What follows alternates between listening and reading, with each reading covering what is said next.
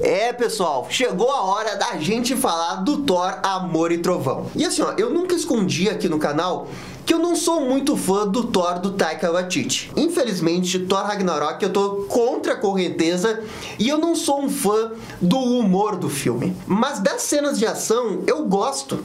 Eu gosto da estética que ele consegue fazer. Ele tem coisas boas, mas a grande maioria das coisas que tem naquele filme me tiram do filme.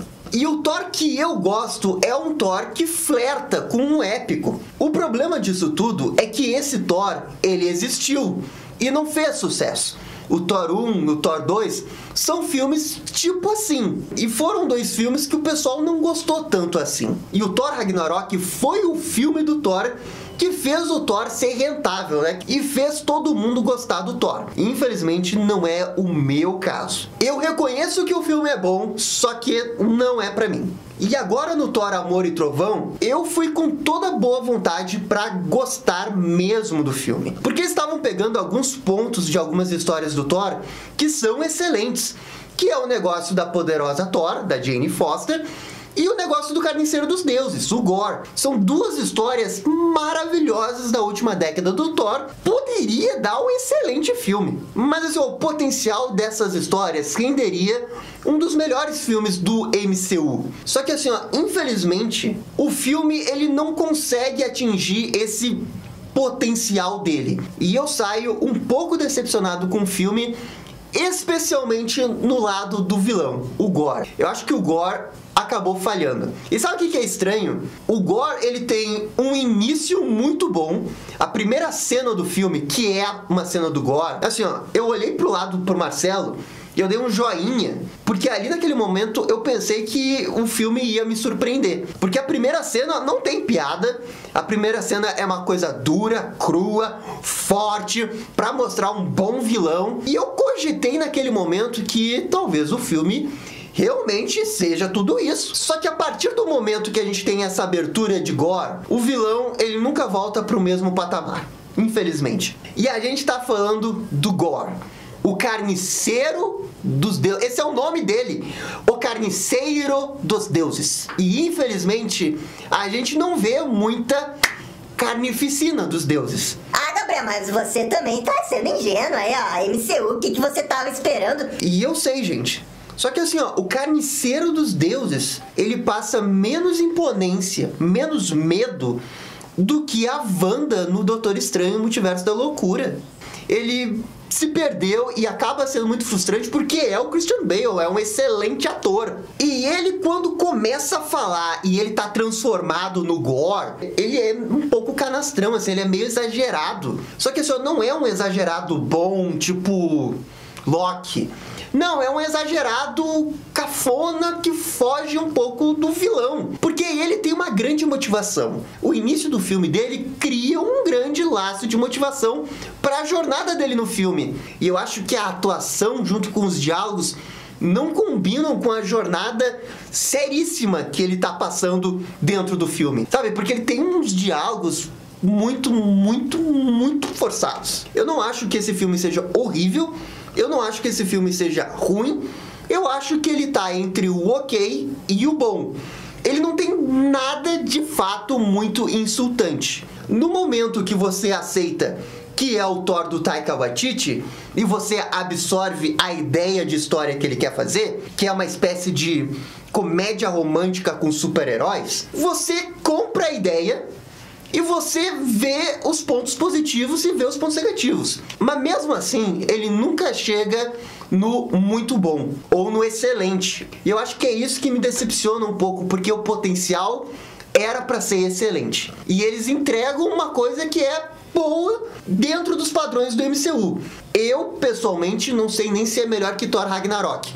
Porque Thor Ragnarok tinha grandes cenas de ação, tinha uma incrível estética e tinha uma grande vilã, que é a Hela. Que eu acho que a Hela, sim, foi uma vilã bem feita ali naquele filme. O Amor e Trovão tem mais cenas dramáticas, e nas cenas dramáticas eu acho que o filme manda bem. A Jane Foster tem algumas cenas dramáticas e são cenas boas. São cenas que você entende o que a personagem tá passando. Contudo, as cenas dramáticas são tão pouquinhas, são tão dosadas ali no meio da história, que fica parecendo um negócio formulaico. Que eles estavam seguindo uma lista de critérios do que tem que ter no filme. Ah, agora tem que ter uma cena de ação. Ah, mas não se esquece que tem que ter uma cena dramática aqui com a nossa personagem que tem uma certa doença. Então a gente não pode esquecer que tem que fazer o flashback. Tem que fazer o flashback. Sabe, infelizmente o filme, ele ficou muito marcado no ritmo dele. Todo o ritmo do filme é extremamente previsível. E isso mata um pouco a experiência, porque você poderia querer ver algo diferente, mas no momento que aparece a poderosa Thor, você já sabe toda a jornada do filme. Você já sabe toda a jornada do filme. Porque assim, ó, vamos dar uma olhada assim, ó, no roteiro do filme e na mensagem geral que o filme pretende passar. Porque assim, ó, obviamente o filme tá tentando estabelecer um tripé de personagens. O Thor, a Thor Jane Foster e o Gorr. Os três personagens, eles formam uma espécie de triângulo e cada um desses personagens, eles se comunicam entre si. Porque eles têm coisas semelhantes, porque cada um deles está num momento decisivo de vida. Os três possuem um background de história e digamos assim que mentalmente os três personagens estão abalados. E eles precisam de alguma coisa, algum tipo de motivação para se reencontrarem nas suas vidas. O Gorr, logo no início, já fica estabelecido qual que é a motivação dele e o que ele quer fazer. A Jane Foster e o Thor também. Percebam como que o tema de vida e propósito está presente aqui. E o que de fato vai linkar esses três personagens é a mensagem final do filme. Que se eu falasse aqui, especificasse um pouquinho mais, ia ser muito spoiler. Mas esses três personagens, eles estão conectados. E é por isso que eu acho que a história, ela não é ruim. Ela tem um início, meio e fim muito claro. As ideias gerais de onde que eles querem chegar com os personagens é boa. O meu problema é como que eles executam essas ideias. Porque, teoricamente, são três personagens em momentos muito decisivos e que estão lidando com problemas muito sérios. Só que enquanto que eles estão lidando com isso, eles estão fazendo piadinha. E eu acho que essa quebra de clima, ela acaba dificultando muito que você entre e entenda as dores dos personagens. Então veja só, a gente tem um ritmo que é truculado entre piadas, flashbacks e momentos sérios. Muitas piadas. E eu acho que a ideia da piada é fazer com que a gente se conecte mais com o personagem. Só que aqui eu não consigo ver funcionar, porque os personagens, eles não são crianças, sabe? Eles são pessoas que passaram por coisas muito bizarras. O Thor decapitou o Thanos.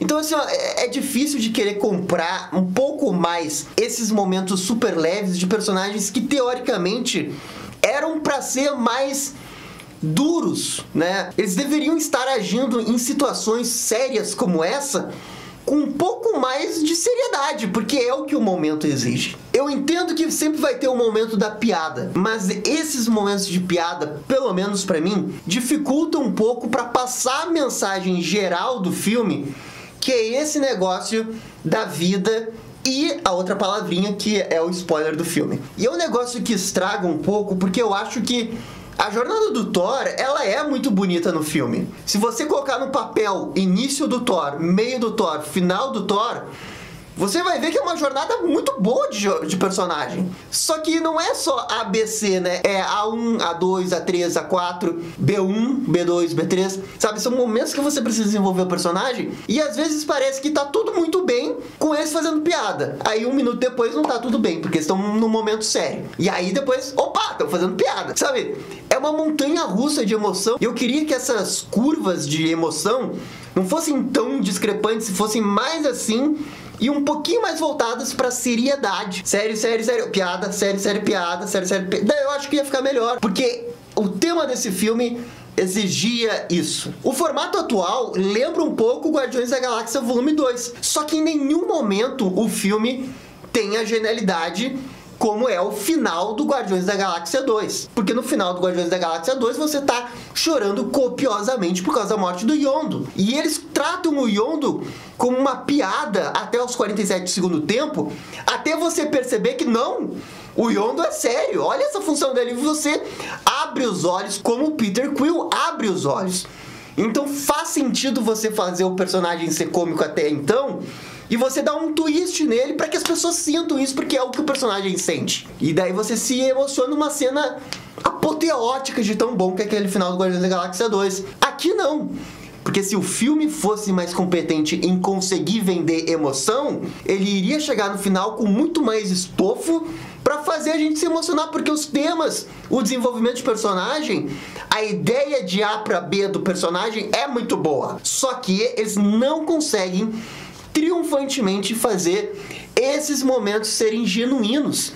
A um ponto de que, eu me emociono, sabe? Fica um pouco muito raso e é o que impede, por exemplo, do filme ser muito bom. Porque a ideia da jornada é muito boa, mas a execução é rasa, é no máximo boa. E é realmente uma pena, porque o Taika Waititi, ele é bom nas cenas dramáticas. Eu achei que as cenas dramáticas foram uma das melhores coisas do filme. Aliás, 3 coisas que o filme manda bem. O Thor, eu achei que o Thor tava bem. A poderosa Thor, eu achei que foi bem também. As cenas dramáticas e as cenas de ação. Esses são os pontos positivos que pra mim o filme consegue ir bem. Mas a simplicidade da história, a previsibilidade dela... Assim, vocês lembram do desenho dos Super Amigos da Hanna-Barbera? É como se fosse um episódio dos Super Amigos, só que com o Thor. A história, ela é o mínimo do mínimo. E é tudo muito bem colocado e pontuado para deixar muito claro o que cada personagem tem que fazer.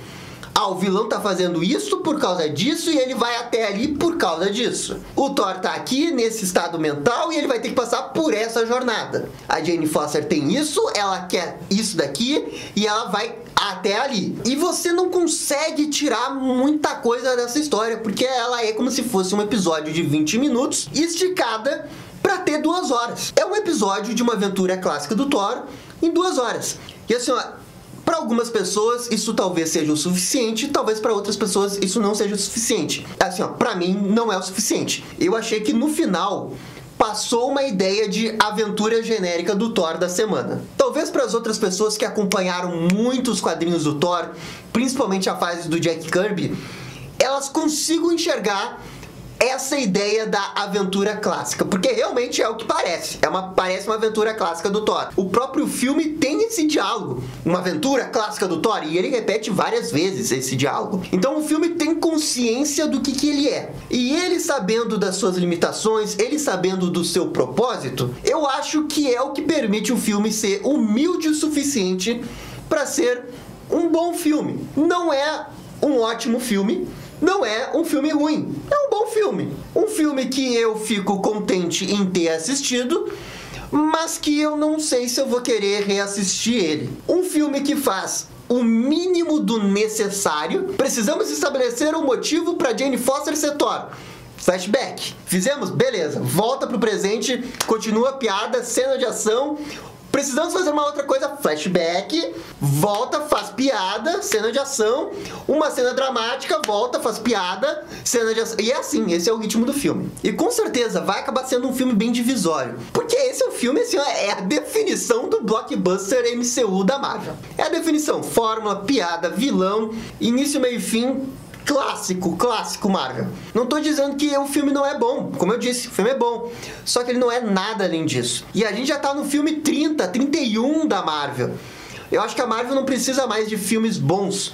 Eu acho que ela precisa de filmes que ousem, sejam diferentes e que mesmo que eles errem com vontade. O Thor, Amor e Trovão não é um filme ousado. É o filme mais seguro possível. Cada caixinha, cada jornada de personagem, do início ao fim, é feito para você ver o seu filme do verão norte-americano que vai passar ali e é o Thor. É tipo o Thor Ragnarok, potencializado em 1000 as piadas. Só que eu acho que também não é tão bom como o Thor Ragnarok. E eu ainda tenho restrições com o Thor Ragnarok por causa da quantidade de piada.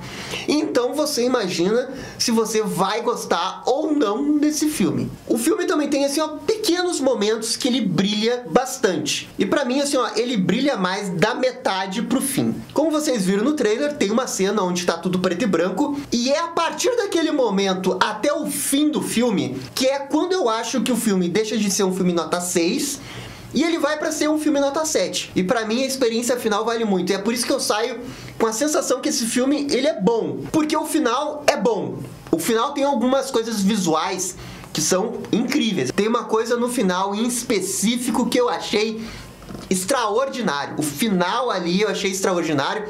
O epílogo eu também achei que foi um grande final, um grande desfecho para os personagens. Só que enquanto a gente tava chegando nesse final, que eu acho que tava crescendo, o filme também tem algumas conveniências, talvez até um pouco exageradas, em questão do deslocamento dos personagens. Porque assim, ó, tudo bem que eles têm o poder do Bifrost, eles podem se teletransportar, mas eu acho que talvez eles tenham exagerado um pouco no poder do teletransporte perto do final do filme. Contudo, são essas conveniências que também permitem ter uma batalha final que é legal. Eu não posso negar, eu estaria mentindo se eu falasse que a batalha final não é legal. Talvez não seja tão legal como aquele final do Thor Ragnarok, que ele vira Super Thor, mas eu acho que é legal também. Acho que a estética é muito legal, a coreografia da luta é legal. Surpreendentemente, eu não me incomodei com o CGI. Achei que o CGI foi bom do início ao fim. Mas entre uma coisa e outra, tem os diálogos, tem as piadas e tem as conveniências. De todas essas três, as piadas são as mais forçadas, digamos assim. E assim, é como o Thor Ragnarok. Se você gostou das piadas do Thor Ragnarok, e quem sou eu pra dizer que é bom ou ruim? Porque eu não gostei das piadas do Thor Ragnarok, mas a grande maioria das pessoas gostou. Então, beleza. Eu achei que nesse nível as piadas estavam no mesmo nível, talvez até pra baixo, em relação ao Thor Ragnarok. E pra mim são as piadas envolvidas no diálogo que fazem o filme cair um pouco também. Por exemplo, tem uma personagem aleatória que não é tão importante pro filme, ela acha que vai morrer, e dela fica falando que ela vai ir pro Valhalla, que é o céu dos vikings. E assim, ó, teoricamente, essa era pra ser uma cena dramática. Pô, ela tá morrendo. Mas a cena ganha contornos de piada pela forma que a atriz é dirigida a interpretar a cena. Porque assim, ó, ela tá quase morrendo, o Thor segura ela pela mão e ela fica assim, ó: hoje eu vou pra Valhalla e eu vou poder me juntar às outras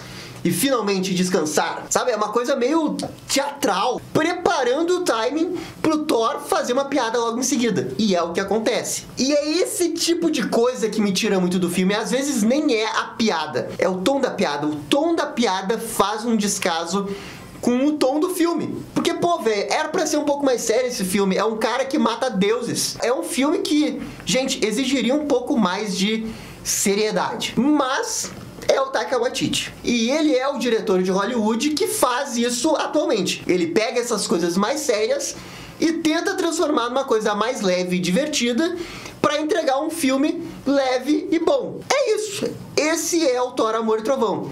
É um filme leve, com muita piada, no limite do bom pra mim, porque ele é quase ok pra mediano, mas eu acho que ele acaba se salvando em ser um filme bom, ok. Apesar do roteiro facilitar demais alguns diálogos e algumas situações. Mas assim, eu vou passar o pano pro roteiro porque isso acaba permitindo algumas cenas bem legais. Bem legais mesmo. E a minha decepção acaba indo muito por conta das histórias originais que estavam se baseando. Porque assim, ó, eram adaptações das melhores HQs do Thor dos últimos 10 anos. E eu acho que você pegar uma HQ que é nota 9, nota 10 e fazer um filme que é nota 7, vai ser sempre decepcionante, sabe? Porque você tá esperando algo muito, muito bom. Mesmo sabendo que o diretor é o Taika Waititi e ele faz esses filmes mais de comédia. Não tem como não ficar decepcionado, porque quando a gente viu o trailer, o Christian Bale tava aparecendo ali, ele tava fazendo caras e bocas, ele tava sendo ameaçador, metendo o dedinho ali,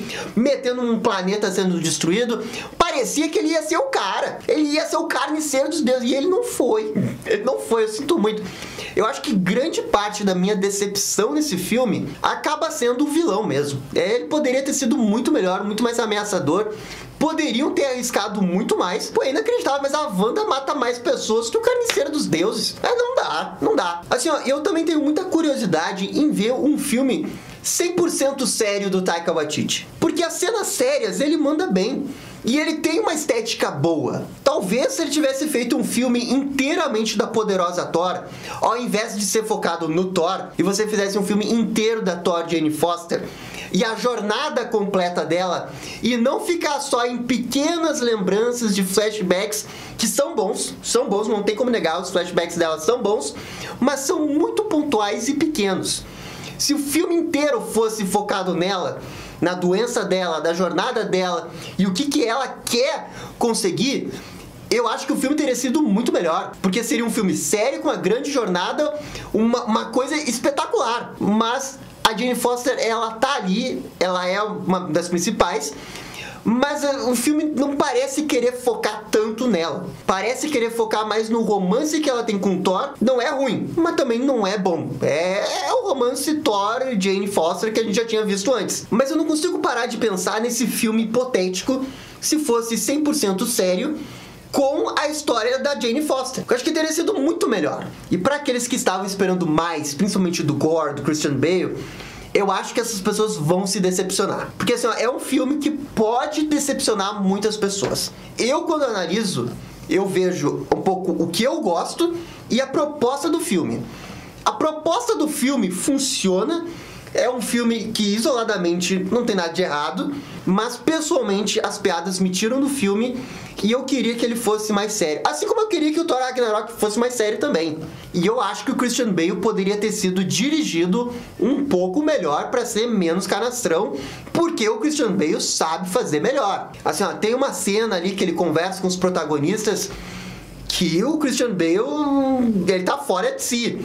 Ele tá no piloto automático, totalmente não Christian Bale. E parece realmente que ficou desse jeito porque o diretor achou que era legal, né? Essa coisa meio canastrona de vilão dele. Assim, ó, talvez isso funcione num filme que é tipo Guardiões da Galáxia. Mas eu acho que não funciona tanto quando o filme é do Thor e você tem um vilão que é o maldito carniceiro dos deuses, tá ligado? O cara é pra ser uma coisa verdadeiramente ameaçadora, né? E daí quando ele começa a fazer